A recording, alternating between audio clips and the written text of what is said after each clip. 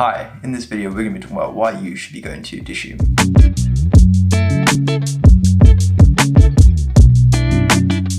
In this video we're going to be talking about the fun, interesting, cool and tasty food that you're going to be having at Dishoom and why you should be visiting. This is a great place to go whether you're with family, whether you're with friends or if you're on a date. It's great for everyone. I've been to Dishoom 8 or 9 times now, which surely should make me an expert or maybe just a big fan. In this video I'm only covering my most recent visit of visiting Dishoom, and this time around I went there for brunch, which was a first for me.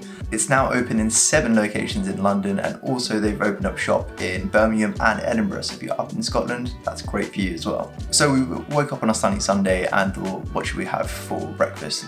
Considering between maybe having cereal or toast, it wasn't very interesting and we wanted to get outside. So what did we do?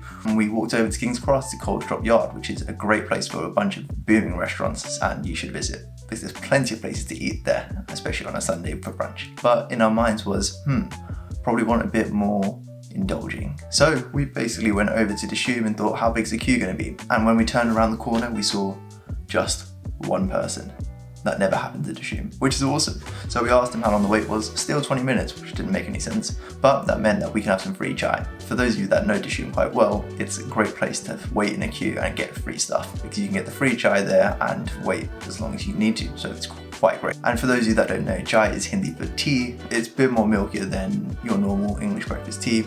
Add a bit of sugar on top, add a few spices. Oof, we like it spicy. Anywho, I sidetracked. Back to Dishoom. So it's a great place if you're with friends. If you want to go in a big group, you can get up to 16 people, which is quite good.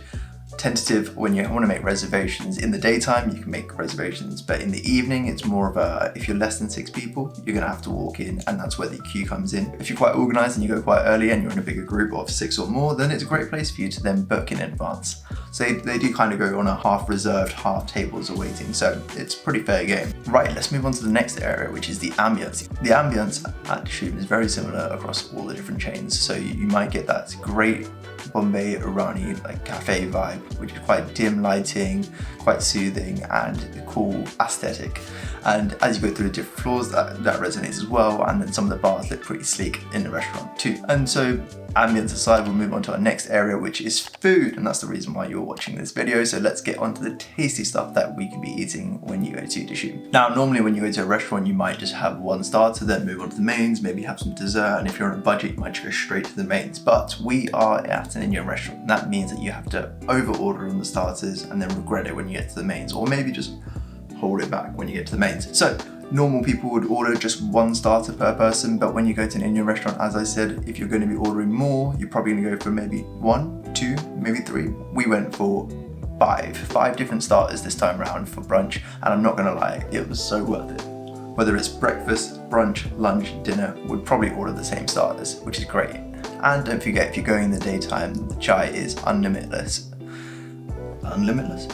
When you order your chai, it's limitless, which is awesome. So let's go through these starters. First of all, we have chili cheese toast, which is, think of just basically your normal grilled cheese on toast that you'd get at home, but made nicer. And then add to that some chilies, some peppers, and some spices on top. Goes down really well and has a good crunch to it. Speaking of textures, we're next going to go on to tasty bhel. Bhel is basically puffed rice, and it's mixed with onions, pomegranate, tomatoes, lime, tamarind, and also some chutney. So mixing that together goes down really well. This version at Dishoom has peanuts in it, so if you have a nuts allergy, do be careful.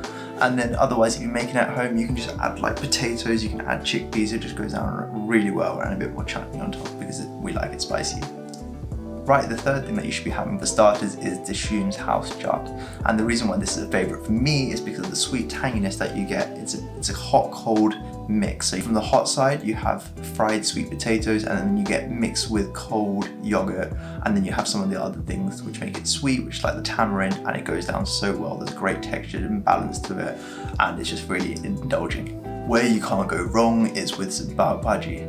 Mashed vegetables in a tomatoey mix, and then you add this onto a really nice crispy golden brioche bun, or any other bun really. It goes down so well, and especially if you're making this at home, you can just use any piece of bread, which is awesome.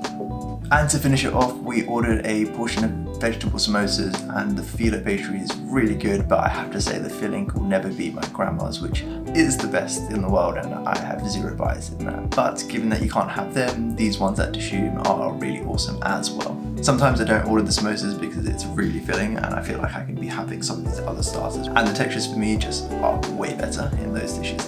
Now we move on to grills. We went for the classic paneer tikka, a soft cheese charred and marinated to perfection. I have to say that this can go down really easily, and if you don't like sauces, the grills are great for you because they're just super tasty and they just don't have too much sauce. But on the other hand, I love sauces, and so which is why I usually get the curries. We've been really shy on potatoes during this video, so I do recommend the gunpowder potatoes because they go down really well and they're easy to make at home if you do have the Dishoom's cookbook, which I highly recommend because some of these dishes are really fun to make, especially when you're experimenting with tons of onions trying to make a curry sauce to make for batches, which we've had issues with in the past.